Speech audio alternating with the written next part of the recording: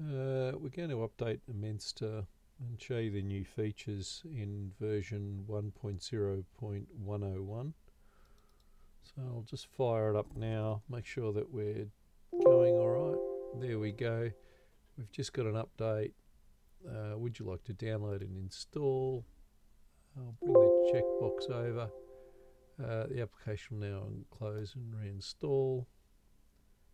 I'll just show you what that looks like. Next, I just do it in the standard C drive. Next. Now sometimes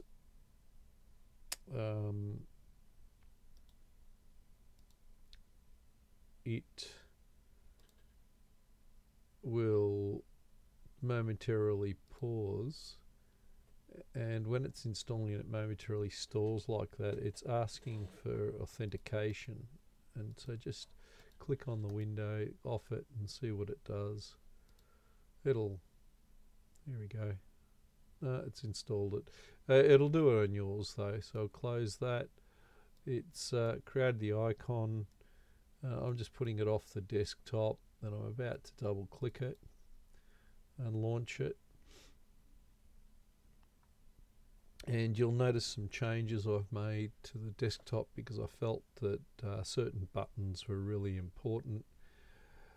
Some of the keys when working with desktop is your options.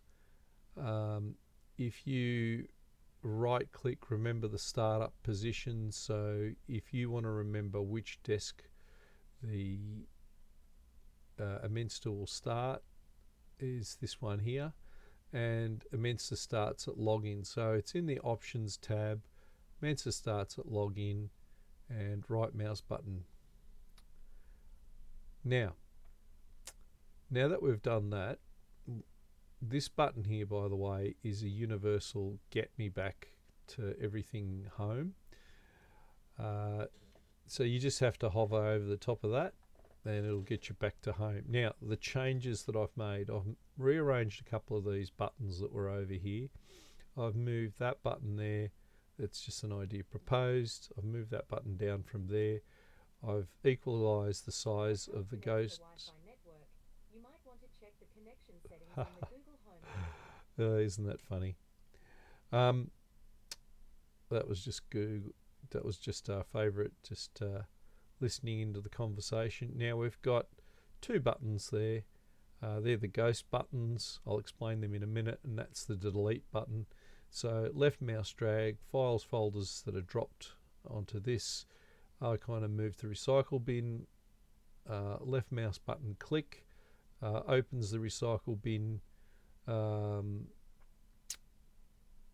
Right mouse button click clears the recycle bin. Now that's really important. It will clear it instantly. Now I haven't programmed in disk cleanup, which is the center button, and I've got to do that.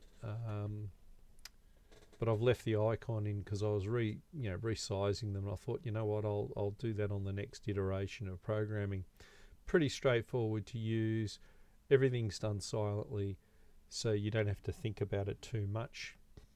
Now let's get to the ghost things.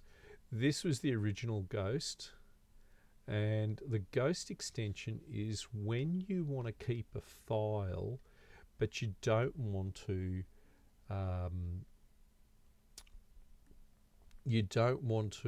so what I'll do, I'll just change the desktops, bring back this one down here. So let's say you want to delete a file. So the ghost files, the ghost buttons are for files you don't want to delete, right? Sorry, you want to delete, but you don't want to do very much with. Now what I'll do, I'll just bring up the experimental files just to show you what I'm talking about. Now, let's say you're writing a resume. Let's look at the job board, that might be fun. So let's say that you're writing a resume and you've got your file, it's called my resume 101, right? Doesn't matter what you call it. This is just an example of the ghost files and how to use ghost files. Now, you could be applying for a lot of jobs and you create a folder for each job. That's the idea. You collect the information, you create a folder for each job, and using roughly the same resume to apply for each job. And you sort of want to have a record what you're told each one. So typically you might have my resume, it'll have a date on it and a time when you produced it. It'll look something like that. And you'll probably keep it in your template folder. So you'll create a template folder,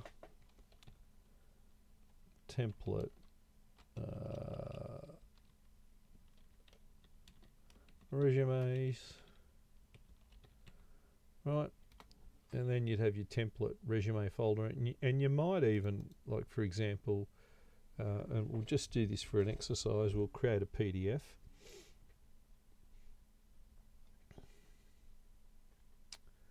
So that's my resume, blah, blah. So that's an example. And we'll save that. And then what we'll do is we'll export it as a PDF. So imagine you created a PDF, export, la-di-da-di-da. So we've got it exported. Now, close that. So we've got a resume, we've got a template resumes that we keep. I'll just rename that template. Now, let's say that you apply for a job. Okay, so you create a folder and working engineer, programmer, engineer. I don't know. No, maybe we'll call ourselves a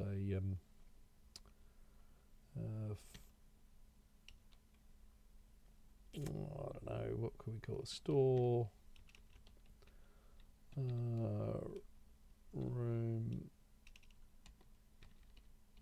packer.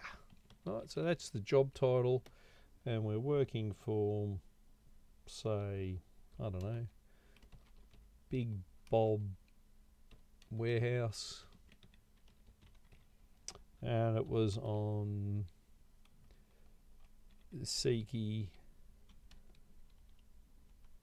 right? So you've applied for this job, right? So typically, and you'd have a date on it, of course. So you go over your drag and drop and you put a date on it that you applied for this job, and you use this resume, right? So you've dragged and dropped the resume, you've uploaded it, and you might have another file in there that says job description, and you would date it and time it at the time you looked at it, right? So you'd have something like that, and you'd have screenshots of applications and that. But one of the things you don't want to do is you don't want this resume to be all over the place. So one of the things you can do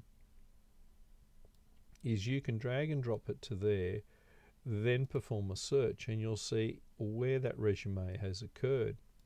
So what you can do with ghosty files, you'll notice, is that adds ghost suffix to file of existing functionality, creates an empty ghost file with original file name preserved. So if we right click and we go, hang on, let me just check what the other ones do.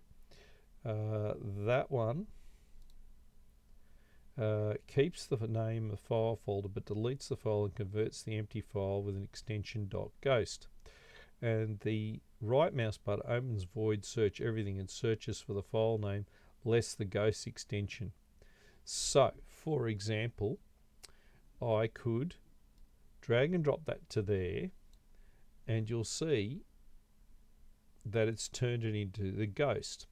Now, if I right click on that and drag and drop it on that, you'll see it's found the original file.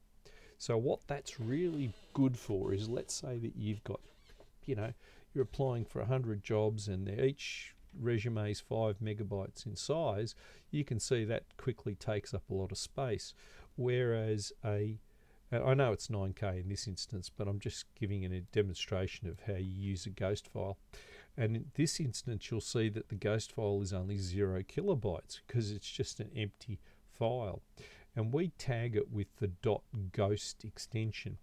Now, another case that I like to use ghost files in is you might watch a video or something like that, or a movie, and you just want to remember the film, or so to speak.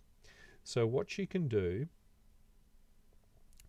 is that you can add the ghost suffix, and I'll show you how to do that in this instant.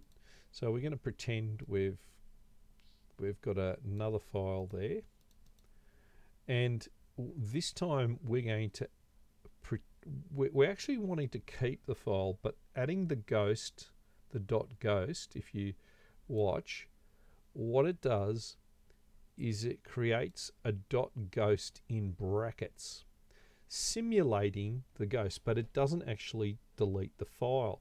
Now, where you would use this kind of ghost file is, let's say you went to, let's say that, okay, I've just gone and downloaded a poster, Gone with the Wind, as an example. This is purely to demonstrate.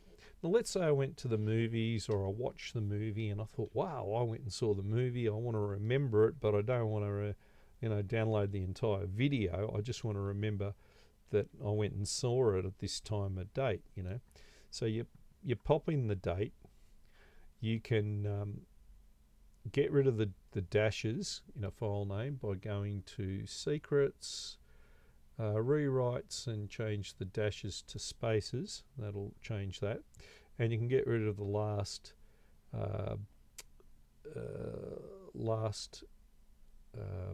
token. I call them tokens, it's easier to remember.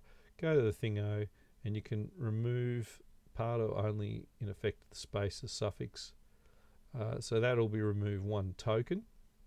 So we remove the one token, you'll see it disappears. Very quick. So now you've got this file, but it might represent a movie or something you've gone to see, and in this particular instance, that's when you use the ghost. So you're not keeping the entire file. You might be keeping like a view of it or something like that. It might be a link to something you've seen, and you just want to remember it by some means, and that's what you're trying to do. And when you click it, because it's a JPEG, the standard photos are really good to use, so use the standard photo viewer. It's pretty cool. It has some advantages, but while we're off diverted, I just wanted to show you this cool feature in Windows is you can scan the text and then you can copy it. It's really cool. So you can copy it and paste it into things. Pretty handy feature Windows had. Very quick to use. Just something I came across thanks to Ammenster. So you can see how you can name things. That represents one token, so you can get rid of it any time if you don't like it. You see I got rid of the token. And that's how you use ghost files and the rubbish bin. Now that's all for now. Remember to subscribe and to like, and I will show you more of what the Ammenster can do. And believe me, once you start using it, you'll be able to do stuff really quick. Look for stuff, find stuff, manipulate stuff. Work on projects like never before.